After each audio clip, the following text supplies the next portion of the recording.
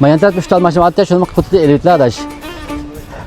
Kanda mana şiyan boşa 10. ağaç bacma Allah yok edeklik baki. Ha yok edek baleyda. Andiki maya üçtal maşın hatta. Üçtal mana azalam uritle ete yugum maşın basıplık kim. Ma jonte ballah. 10.300 kopuk elbisler. Man içindeki adaş. 15 6. ayındaki şiyan boşa 6. ağaç ba. 10.800 kopuk elbisler. Ma yemane 10.300 kopuk elbisler. 2016 12. aydan bulunma. Şiyan boşa 2 lirası puluk ba. Mane 8.500 kopuk elbisler. Selin motor çıkıdı. Şirge bu adamda ya.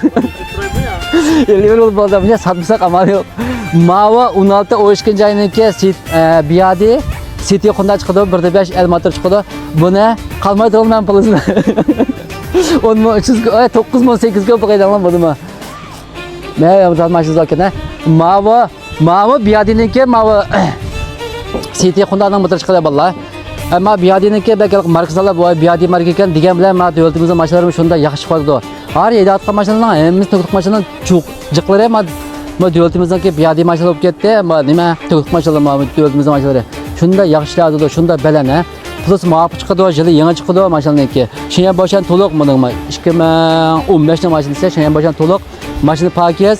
Plus bayam depege 9.300 kopuk elbisler. Qayt birini yutay. City Honda çıkıdı. Mama City Honda'nın motoru çıkıdı. Biyadi olgan bilen motor ko'rib kelmaylar, bejirim, bolan qo'yib beralayman. Buni 10.300 kopuk elbisler.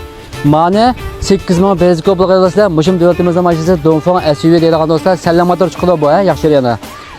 Andiki Mavo Yema 2016 12. ayında deb yodimda qilishcha. Mane 10.300 kopuk elbisler. Mavo jonte olab qolsa 2016 5.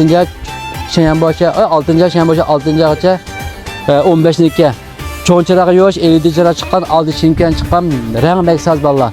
Ma yağmurçu bunda çakatmayla izi tuğuz bir ip koydum. Bir maşın baskan. Şunun mesela kıpkağa maşınlarla ürüteyde ürüp koydu, payınıp basalım oldu. Yakında kolatkan hemen köpüğü rahmet yana yaksız yürkünü bir tal besitip.